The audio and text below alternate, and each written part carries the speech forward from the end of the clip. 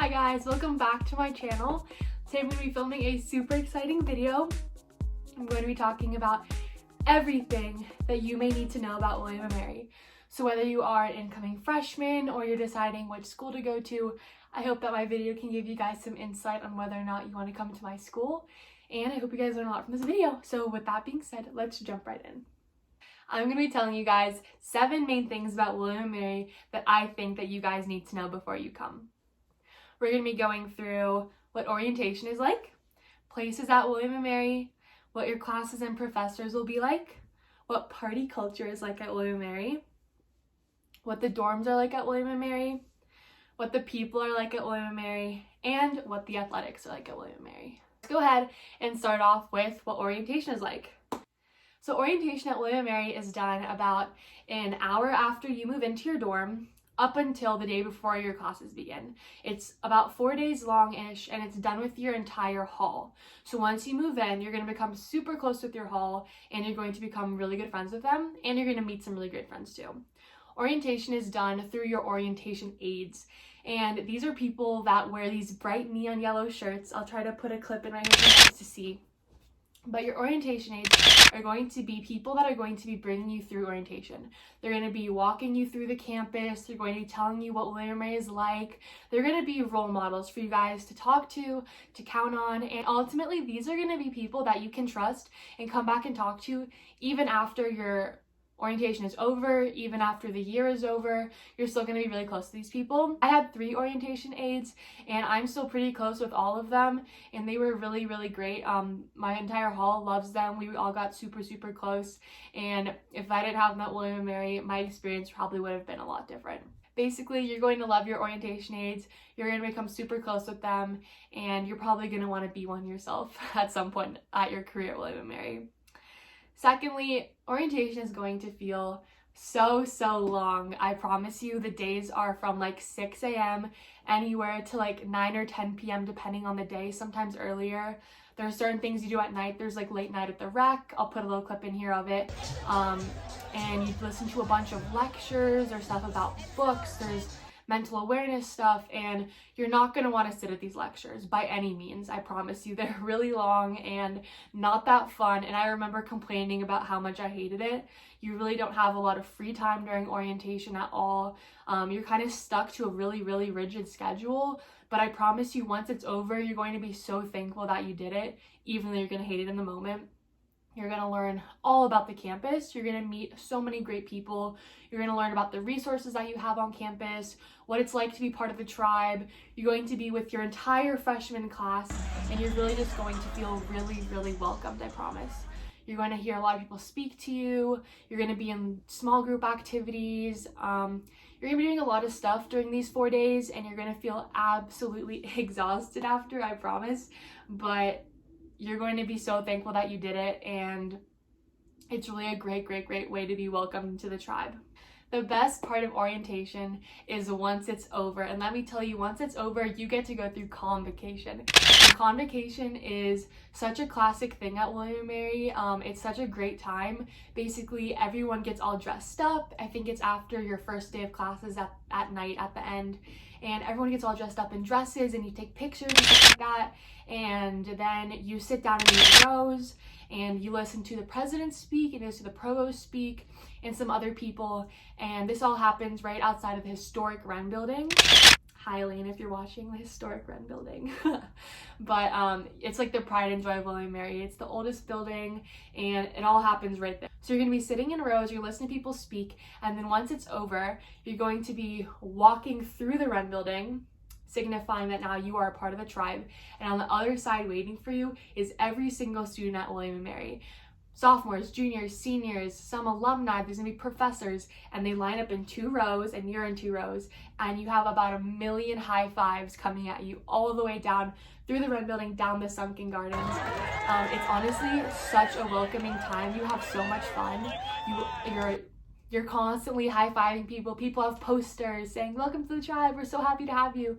And this is such a significant part of your William & Mary experience. From this point forward, you're going to feel what part of the tribe 100%, I promise you. And then at the end of convocation, there's a bunch of food set up, people are eating dinner, and overall, you are welcome to the tribe, you feel right at home, and it's a great way to start off the school year. Secondly, let's talk about the places on campus that you need to know about. Let's start with the dining halls. There are 3 dining halls on campus: Marketplace, Sadler Center, and the Commons. Sadler Center is the main dining hall. It's right in the center of campus. It's a huge building. There's some lecture halls. There's a stage in there. Downstairs, there are printers for you to print stuff at school. There's a Qdoba. There's Cozy. There's a little game room. The mailing center is in there. There's a lot of stuff that goes on in Sadler Center. Their food is okay. All of the food is kind of okay. There's good options. It depends on what you want to have. Something really funny about Sadler is, I don't know if it's just my friends and I, but we call Sadler Saddy Daddy. I don't know, it's weird, but that's what we say. So we're gonna say, hey, we're going to Saddy, do you want to come? Oh, and also in Sadler Center, at the bottom of Sadler Center is the student exchange. So if you spell out student exchange, it spells sex, so we call it the sex. But yeah, it's like a little mini grocery store. You can buy cereal and like drinks, and then there's like sushi if you want sushi, and kombucha if you drink that. So like a little mini grocery store, and it takes $90 at William & Mary. The second one is Marketplace, and Marketplace is known as Marky P, and this one is a little bit farther off campus. So basically the 3 dining halls are set up to be one on one side of campus, one in the middle, one on the other side of campus. So Marketplace, or Marky P, it's known for having better quality food but a lot less options. So people will go in, you can use your meal swipes differently to purchase stuff. They have really good breakfast omelets, I've heard. I don't really eat that, but I heard that's really good. And lastly is the Commons, but you will never hear it called that. It is called the CAF. And a lot of athletes go to this one because it's right next to the Kaplan Arena, which is where all the athletes train. It's right next to the rec center as well. I think that CAF has the best food. It was the farthest from my freshman dorm, but I think it's the best. It has a ton of really good healthy options. It has like Buddha bowls and a huge salad bar, pizza, a ton of stuff like that. So basically it has any kind of food that you could want. And in this dining hall, there are actually TVs everywhere, so you can watch stuff. People do work sometimes. So basically those are your 3 dining hall options, but there's also off-campus dining. So at William & Mary, there is Chick-fil-A. There is some stuff in CW or Colonial Williamsburg. There are places, if you take an Uber, a bus, or if you have a car, if you drive off campus a little bit into the city, in Newtown, there's Panera, First Watch, a ton more upscale restaurants, more trendy, I guess, not like the basic stuff we have on campus, not like dining hall food. And there's also Target, there's Duck Donuts, Walmart, Fresh Market, there's workout places. So once you get a little bit off campus, your options definitely broaden. But for freshmen, you're probably going to be sticking on campus the most. So you're going to be living at the dining halls a lot, and it's going to be okay. The food at William & Mary, I would give it like a 6 out of 10. You know, you're going to get tired of it eventually, but for the time being, while you're going to be eating there, it's going to do the job. You know what I mean? A next super important place is the library, also known as SWEM. So SWEM is, I think, ranked one of the best libraries. They like put up a poster in the library last year, but it's a very big, huge library. It's broken into different floors by noise. So the first floor, you're gonna have the most talking. People are eating lunch. There's a cafe called SWEM Romas. There's computers down there. The books to rent are down there. There's people helping you. There's the tutor zone. Everything is on the first floor. So there's a lot of talking going on. The second floor gets quieter, and as you go up, it becomes dead silent. People are grinding their workout. So whatever you want to study, you can go by the noise level. I personally hate studying at SWEM. I think it's really stressful. So I go to the ISC, or the Integrated Science Center. It's a brand new building, a ton of windows, lots of light in there.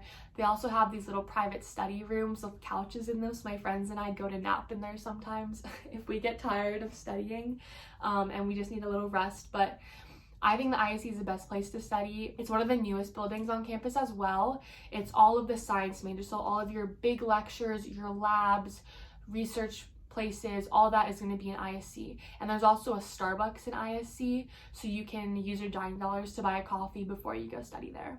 Speaking of coffee, the only Starbucks on campus, if you like coffee a lot, is going to be in the William & Mary bookstore in CW, or it's going to be in the ISC, but it's not open all the time. So the huge coffee place on campus is Aromas. There are 3 of them. There is a Real Aromas in Colonial Williamsburg or CW. There is one in SWEM called SWEM Aromas, and then there's a little building called the Daily Grind, which is right next to Sadler, where they sell Aromas coffee and pastries, and it's a good study vibe with lots of music and stuff like that. I know they play like live music in there and they have concerts, so if that's more of your vibe, you might want to study there the most. As for athletes and athletics in the gym, we do have the rec center. It's a great place to go work out. There's a rock climbing wall. It's like 2 levels, I think. There's a huge pool in there. I go there all the time. Obviously, Gabi Fit is my brand. I'm constantly working out there. It's really nice. And there's also the Kaplan Arena, which is where the basketball courts are, volleyball games. There is the D1 lifting gym there, the Olympic gym. So all the athletes go there. And that is right next to the CAF. The last place is going to be the Sunken Garden. It's basically a huge pit of just grass, and there's always people outside. People are throwing frisbees, people have their dogs, people are just hanging out. There's always people studying, there's blankets, there's picnics. Just a super happy vibe. When the sun is out and it's a super nice day, you're always going to see people on the Sunken Gardens. Next, let's jump into what your classes and professors are going to be like. If you're not aware, William & Mary is a public Ivy. It is very hard to get into, and it's hard to maintain a good GPA at William & Mary just because of how high of a standard that we're held to. Basically, your classes are going to be hard, I'm not going to lie. Depending on your major, your classes are either going to be really big. I'm in some bio and chem lectures that are the biggest classes at William & Mary, like 60, 70, 80 people. And I'm also in classes that are smaller, 10, 15 people. And you're going to get a good variety of that at William & Mary. So you're going to either get to know people really well and have that talking one-on-one base, or you're going to be in more of a big style lecture hall.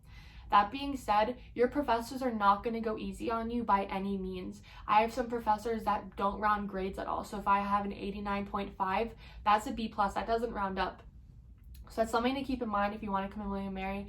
It's hard to get grades, but it's kind of one of those situations where whatever you put in, you're going to end up getting back. So if you put in that work, you go see your teacher during office hours, you go to the library, you really study, you're going to end up getting a better education than if you were just to not do anything. Additionally, there is something called the call curriculum at William & Mary. So on top of your major requirements, your minor requirements, you have to fulfill the call curriculum in order to graduate.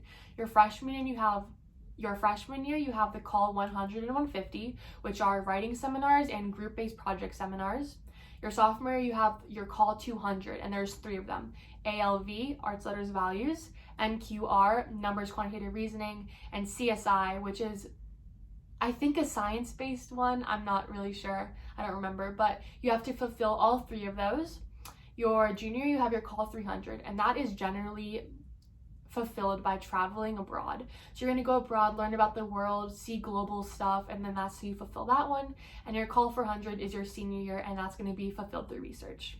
Your professors are going to be people that have really high standards. They're going to be PhD people most of all. They're going to be older people that are held to a very high respectable level. They know a lot about their topic. That being said, sometimes it can be hard to understand what they're teaching you because they use such big words. I know my organic chemistry lecture, I was like, oh my gosh, like I don't understand anything. So there's also different resources that you can use to help you out, but just know that William & Mary is going to be a difficult school no matter what, but you're going to get a great education.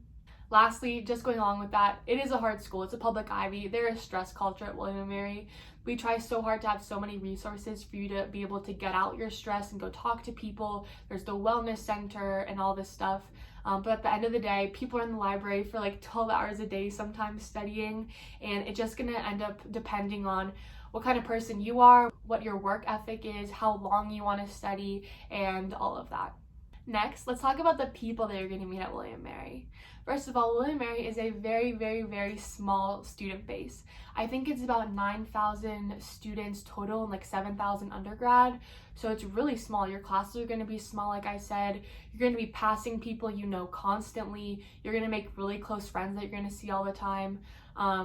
I know that when I pass classes, at least every single day when I'm passing from class to class, I see at least one person that I know, which is really nice. You get really close to people and you get to meet a lot of people, and basically people are always going to be there for you and you're always going to know someone. And going along with that, William & Mary is the most welcoming, supportive, accepting student base ever. Everyone is there to help you if you need it. Everyone is going to welcome you. No one is going to judge you, I promise, on anything. There is a range of students that go to William & Mary, and every single one of those students is loved and accepted. And I was so shocked to find this out when I got there.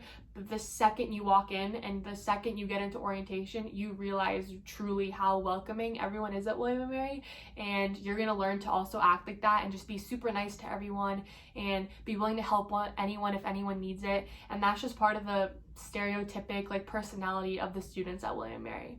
I like to say there are 3 types of people that go to William & Mary. So basically, number 1, you're going to have your athletes, right? These are people that are probably there for athletics. We are a D1 athletic program. They're maybe not there to study as much for academics, but they're there for sports. Secondly, you're going to have the classic nerd stereotype at William & Mary. This person's going to be studying all the time, probably majoring in like engineering or computer science or something crazy. Really nice, probably a little bit more soft-spoken, doesn't go out much, really just focusing on school. And lastly, you have the people that are a little bit more chill. They're there for academics, they're super smart, but they like to go out more, have some more fun, maybe go to parties, maybe join Greek life, something like that. So those are 3 kinds of students that I think are at William & Mary, but of course that's just a stereotype. Going along with party culture, there are parties at William & Mary. I know that I was shocked when I found this out because I thought it was such a stereotypical nerd-like public ivy in the middle of Colonial Williamsburg. No one's gonna have fun, no one's gonna party, none of that. But you'd be shocked that there actually are parties and they're super, super fun. There are frats and sororities. There's lots of Greek life at William & Mary. Most people do join that. These parties are tons of fun. People go with their friends, with their sorority sisters, with whoever, random people that you meet. And when you go to these parties, you'll be shocked at how welcoming people are to you. If you say you're a freshman, people will say, welcome, please come, we're so lucky to have you, we're so happy for you to be here, please, like, welcome to the tribe, please come in. And most schools aren't like that. Most schools you can't get into certain parties because you're not this, you're not that, super judgmental. Not all at William & Mary. You're going to feel so welcome. And on top of that, not only do we want to have fun, but the precautions that the school takes and that the students take in order to keep everyone super safe is astronomical. There's something called the Good Griffin policy, which you guys will learn about.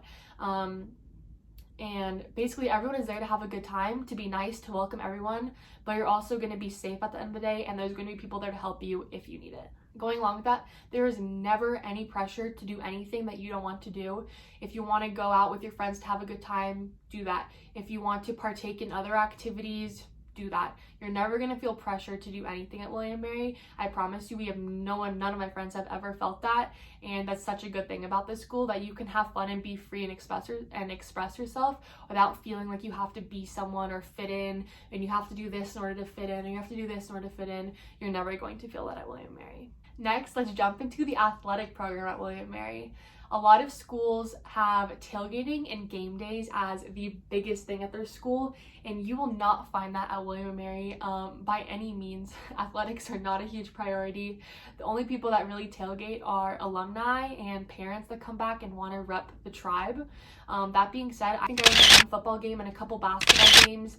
But it's not really a thing to get dressed up in the green and yellow and go out and tailgate and have such a good time at these games, because our sports are good, we're D1, but it's not the main focus at William & Mary. There are definitely other priorities that people take before going out to these sporting events. So if you're looking for a school that has huge game days and huge tailgates, you're not going to find that at William & Mary, and you may want to choose a different school. But that being said, athletics are a thing, games are a thing, people go to them. It just depends on what your personality is. And lastly, let's talk about dorms.